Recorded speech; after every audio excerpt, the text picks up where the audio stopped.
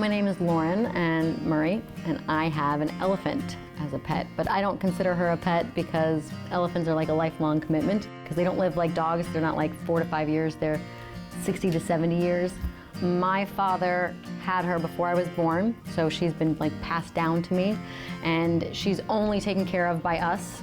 It is really, really rare to have an elephant, especially in today's day and age. A lot of people say a lot, was she taken out of the wild? And no, she wasn't. She was born and raised in domestic care, captivity, and all of the Asian elephants you see in America they were all born and raised in domestic life. So they are really accustomed to things much like you and I are. There are a lot of requirements for an elephant. First off, somebody that works for her has to be with her 24/7. They can be very dangerous as well as very loving. They have to have a lot of space. It's preferable that they're in warmer climates. That's why we picked Florida. They need a lot of attention. A lot of attention. It's like having a child all the time. The elephants love to use their strength, and one of the things I do with her throughout our property is I let her knock down dead trees. They love to destroy things. They're like nature's bulldozers. I like to challenge their mind because they're really intelligent. So I don't like to stay stale with anything. I like to introduce new things and try to make her figure out new things and even if it's a little frustrating, it's healthy. The bond that we have is very unique because she raised me. She has been with me since the day I was born.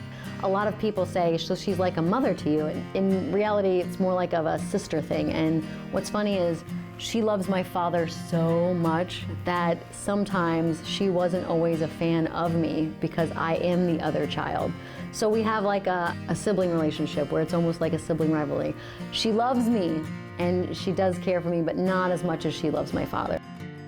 So she is about 8.5 feet tall on her shoulder, and then she is 9,800 pounds last time we weighed her. A lot of people think her skin is really soft. They always think elephant skin is smooth, but elephant skin is very rough. It can rip tree bark right off of trees, and all of the trees that are in her yard are smooth like this chair. She gets washed every day, but about twice a week I will use a pressure washer because the pressure washer actually helps get off dead skin and makes all of the dirt actually come out because their skin is really very thick and grainy, and so it'll absorb dirt. Everybody thinks pressure washer is too much, it's gonna hurt her, but that's just how thick and tough their skin is that it acts more like a little bit of a massage.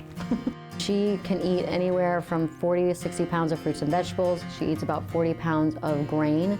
She goes through anywhere between 4 to 7 bales of hay, depending on her activity. The same thing goes with the manure.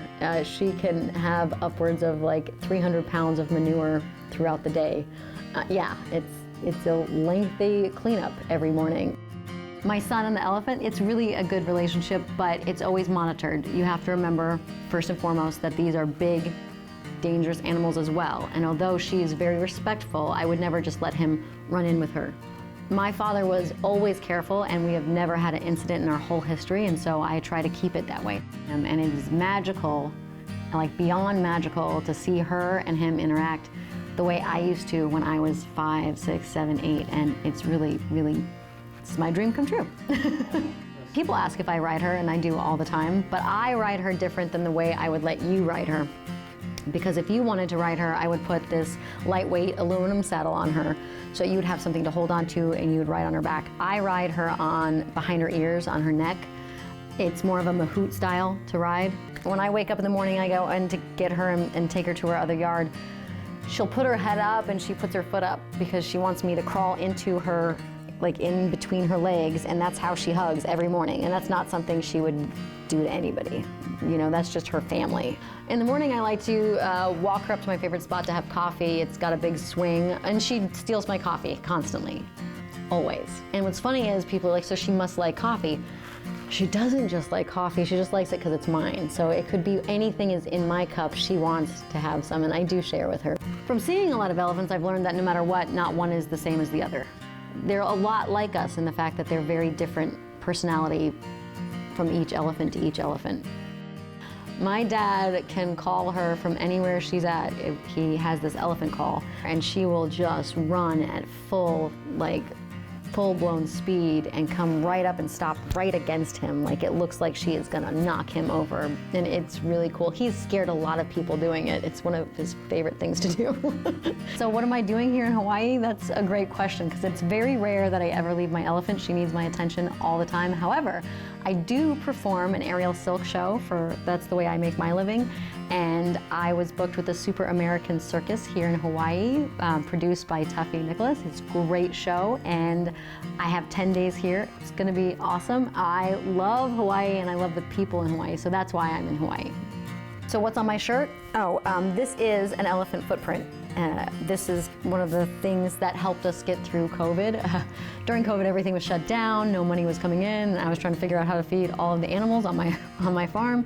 And so we started making elephant footprints and selling them on the internet, and that's what got us through COVID.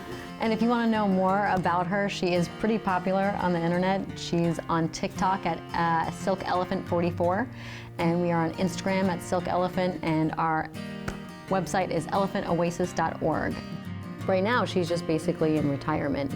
All I want to do is make sure she's comfortable and happy for the rest of her life, and she'll always be in our family, on our property, good, safe, and sound, and that's her future. And I'm hoping it's a really long one.